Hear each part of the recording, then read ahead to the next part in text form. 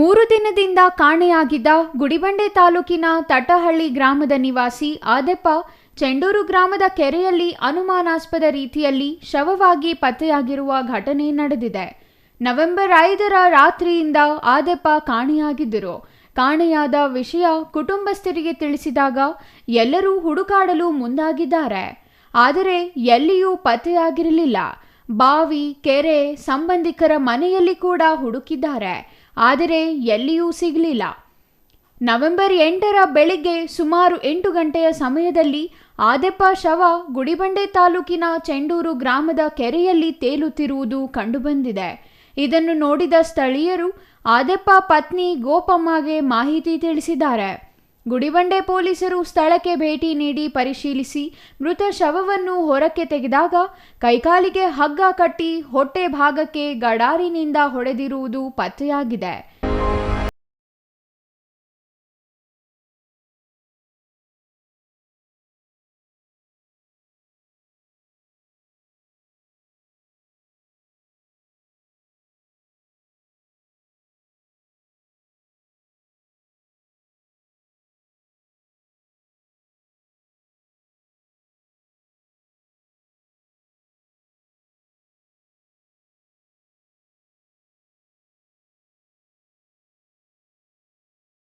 ತೇಲಬಾರದು ಎಂದು ಈ ರೀತಿ ಮಾಡಿದ್ದಾರೆ.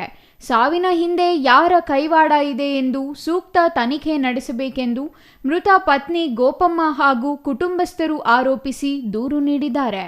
ಇನ್ನು ಮೃತದೇಹವನ್ನು ಮರಣೋತ್ತರ ಪರೀಕ್ಷೆ ನಡೆಸಿ ಸಂಬಂಧಿಕರಿಗೆ ನೀಡಿದ್ದಾರೆ. ಗುಡಿಬಂಡೆ ಪೊಲೀಸ್ ಠಾಣೆಯಲ್ಲಿ ಪ್ರಕರಣ ದಾಖಲಾಗಿದೆ. ಗುರುವಾರ ರಾತ್ರಿ ಕಾಣೆಯಾಗಿದೆ. ಅದು ಎಲ್ಲಿ ಹೋಗಿದ್ರು ಏನು ಅಂತ 2-3 ದಿನದಿಂದ ಹುಡುಕ್ತಾನೆ ಇದ್ದೀವಿ. ಹುಡುಕ್ತಾ ಇದ್ದರೆ ಇವತ್ತು ಬೆಳಗ್ಗೆ ಕೆರೆಯಲ್ಲಿ ಶವವಾಗಿ ನೀರಿನಲ್ಲಿ ತೇಲಿತ್ತು. ಯಾವ ಕೆರೆ ಸರ್? ಚೆಂಡೂರು ಕೆರೆಯಲ್ಲಿ.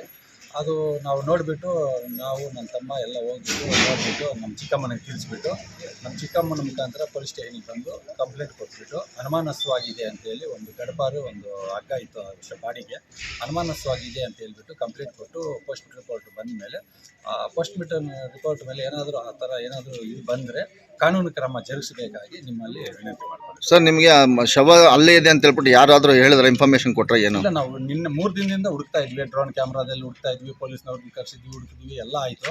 ಆದರೆ ಲಾಸ್ಟ್ ದಿನ ಇವತ್ತು ಕೆರೆಯಲ್ಲಿ ಹುಡ್ಕಕ್ಕೆ ಬಂದಾಗ ನಾವು, ನನ್ನ ತಮ್ಮ, ಇನ್ನೊಬ್ಬರು ನಮ್ಮ ರಿಲೇಷನ್ನ ಇನ್ನೊಬ್ಬರು 3 ಜನ ನೋಡಿದ್ವಿ.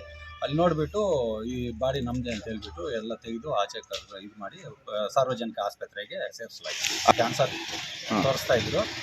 ನೋವು ಸ್ವಲ್ಪ ಇದೆ, ಆದ್ರೂ ನಮಗೆ ಅದು ಗಡಾರನು ಹಗ್ಗ ಇರೋದ್ರಿಂದ ಸ್ವಲ್ಪ ಅನುಮಾನ ಇದೆ. ಆಸ್ತಿ ವಿವಾದ ಏನಾದರೂ?